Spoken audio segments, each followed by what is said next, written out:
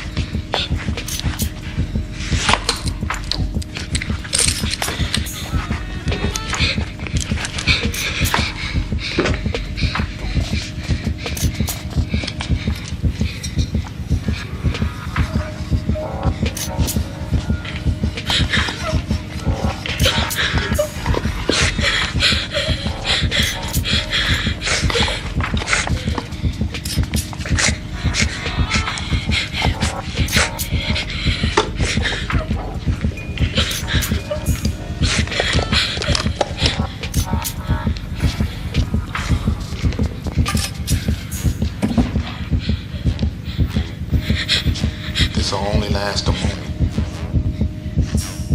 Think about it like you're leaping over a wide ditch. And when you land, you'll be in heaven.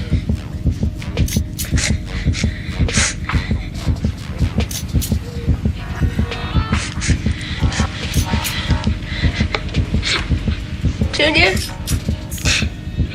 I'll be jumping over a big ditch. Heaven's on the other side.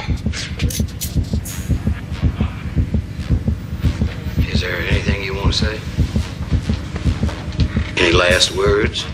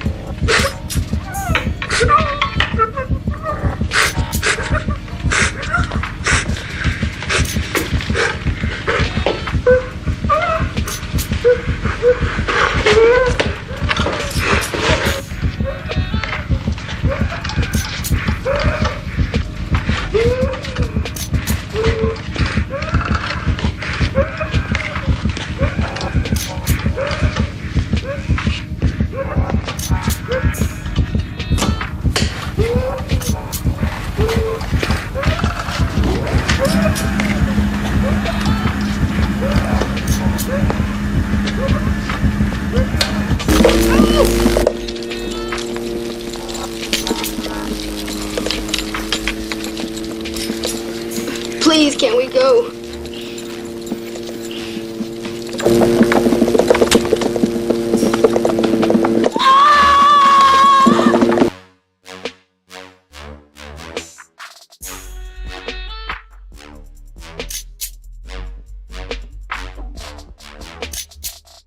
This is the story of George Stinney. He was just 14 years old when he was taken by the authorities and charged with a crime. They said that he had killed 11-year-old Betty June Binnicker and 8-year-old Mary Emma Thames. This was back in the year 1944. Now, it turns out he did not do any of those things, and just yesterday, he was exonerated. Finally, the state of South Carolina said he didn't do it. We should not have convicted him. But they didn't just convict him, they executed him. Now, I'm going to tell you, unfortunately, about how that happened, because it's important that you know what happened in this country and the remnants of that culture and that history. So first, let's show you George. You got to understand the context here. He was just 90 pounds. He was 5'2". He was 14 years old. They claim that he killed those girls and threw them in a ditch, and that he had the capability of doing this. Now, did they have any evidence on him? Well, they had 3 cops who said he did it and said that he confessed to it. Did they have any witnesses? No. Did they have any physical evidence? No. Did the cops write down the confession at the time? No. Were there any blacks on the jury in South Carolina back in 1944? No. They had a law at the time that said you had to be a voter to be on a jury, but blacks weren't allowed to vote, so they weren't allowed to be on juries. In fact, almost no one there was black at all in the courtroom. 81 days after he was arrested and charged with this, they brought him to trial. The trial lasted about 2.5 hours, during which his white defense attorney, who had not worked a criminal case before and who was going to be running for political office and needed votes in that area, did not present a single defense witness outside of Stinney. He didn't even cross-examine the police.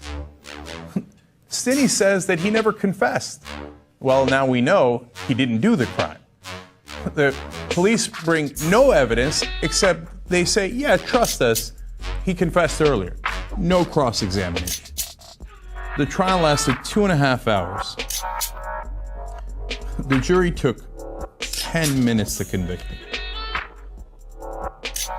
And then he was led to death row in Clarendon County, South Carolina. We actually have a picture of him being led to death row. Let me show you that. He was carrying a Bible. By the way, just if you're not absolutely clear yet that he didn't do it, historian in 2004 took this case on and investigated it further and found out that there was a wealthy white family in the area who said that the real culprit did a deathbed confession and said that he had killed the 2 young girls. And a member of that family was part of the process that picked Stinney as the real culprit. It's impossible to know now, looking back 70 years, who knew and didn't know what exactly happened. Really, they were sure that this 14-year-old had done it, this 90-pound 14-year-old. Did they care that someone else had done it and was going to get away with the murders? They didn't care. They strapped him into Old Sparky. That's literally what the electric chair in South Carolina was called. And then, just as the story is horrible, it's about to get worse.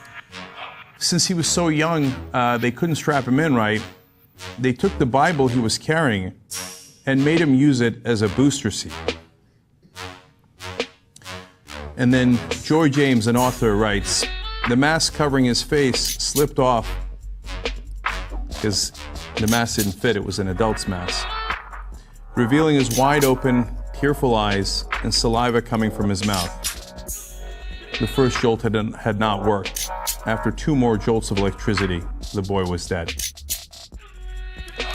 His family was not at the execution. His family was not at the trial. Why? Because they told the family, if you don't leave town immediately, we're going to lynch you all. You want to talk about terror? You know, we talk about terrorism today in America. This was true terror. And they weren't there for their 14-year-old boy.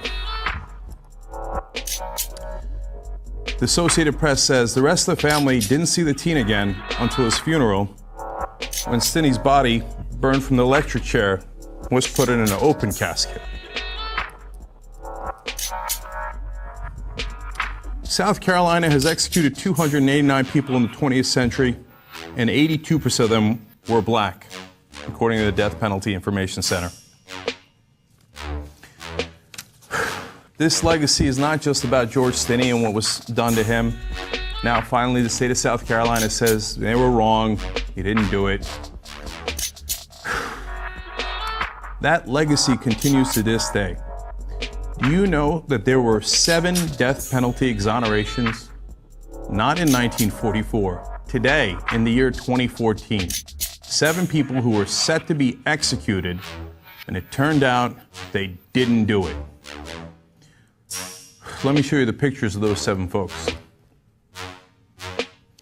Yep, 6 out of the 7 just happen to be African American. History rains down on us through the generations. This is not over.